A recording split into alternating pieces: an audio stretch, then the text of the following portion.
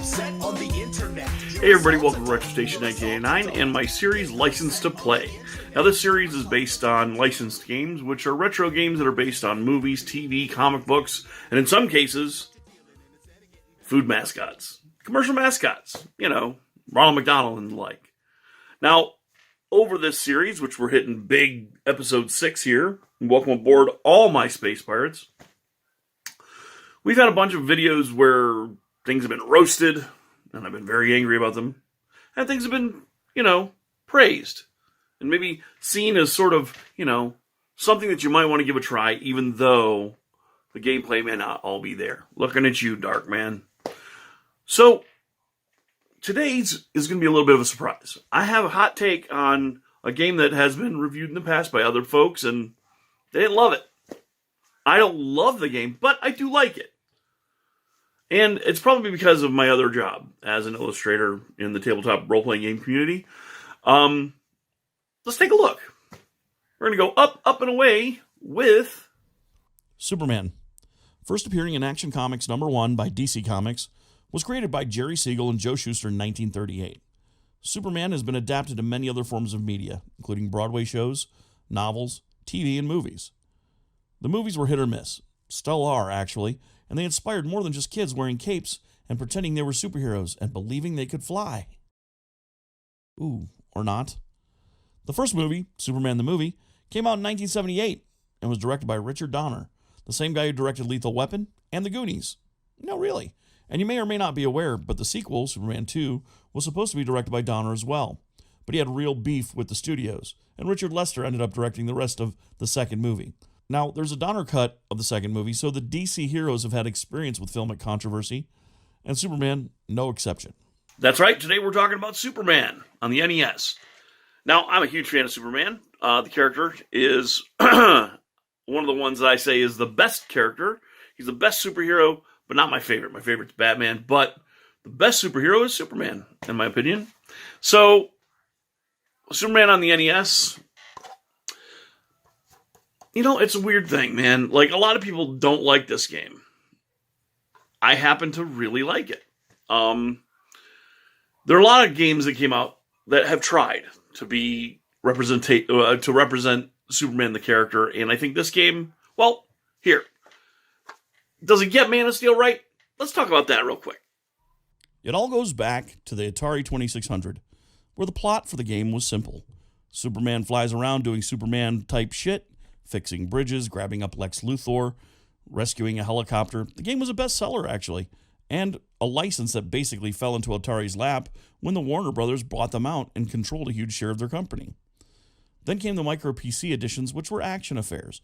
And while they did their best, even the Atari version, the games got the surface details of Superman correct, but the gameplay seems to always lack the true power of the Man of Steel.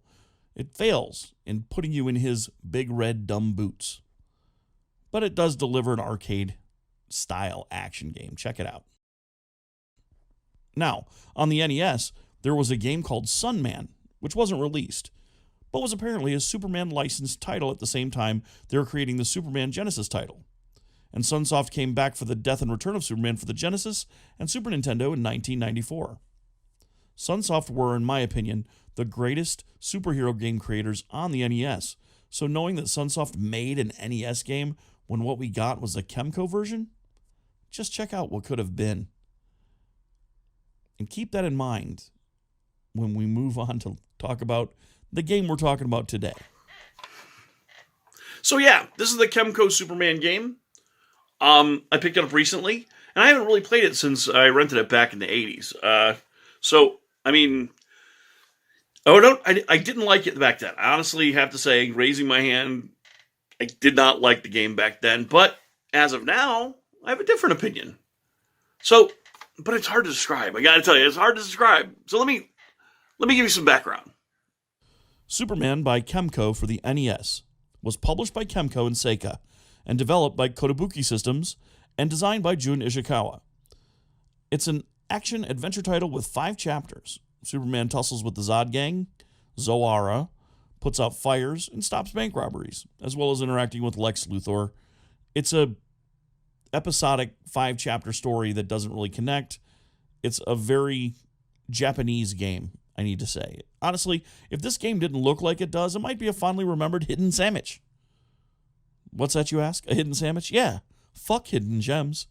See, you can eat a sandwich. You can't do shit all with a gem. Hidden sandwich is now what we say around here, and don't you forget it, my little space pirates. So, the game's got some flaws too, but it's stuff that happens when you try to gamify a character like Soups. See, everyone may know Superman's powers out there, but I'll go over them for you. It's heat vision, cold breath, flight, strength, and super endurance. X-ray vision, and that's it. Those are his powers. How do you translate all of that into a 2-button controller? You fucking don't. You just can't. The game gets around the limitations of the Nintendo Entertainment System controller by chibiizing the characters and splitting up the powers into assignable weapon slots, kind of like Mega Man. The game has 5 chapters, where you'll be facing off with the Zod gang throughout the city, gangsters, and zombies, and the Statue of America, who can talk. P.S. Funko? I want a Funko Pop of the talking Statue of America from this game. I mean, you guys do more obscure shit than that on an average week anyways. Get on it. It'll be a hidden sandwich, for sure. The game requires you to adapt to some Japanese control tropes. Now, since there's no duck function for these little chibi characters, the down direction on the control pad is used to enter doorway. And up on the control pad sends both Clark Kent and Superman flinging himself into the goddamn air like something out of Space Jam. You can talk to folks who tell you about the mission at the beginning of the chapters, and then Superman, it's up to you to fight the crimes, beat up the thugs, super freeze the zombies, punch the Zod gang in the nuts, all the things Superman's known for. And talking to the Statue of Liberty, who gives him a little fucking pep talk, which is exactly what Superman does on a day-to-day basis, right? I don't know. I haven't read the comics in a while. I could be crazy. There's a game coming out this year, Suicide Squad Kills Superman, by Rocksteady. It will feature fucking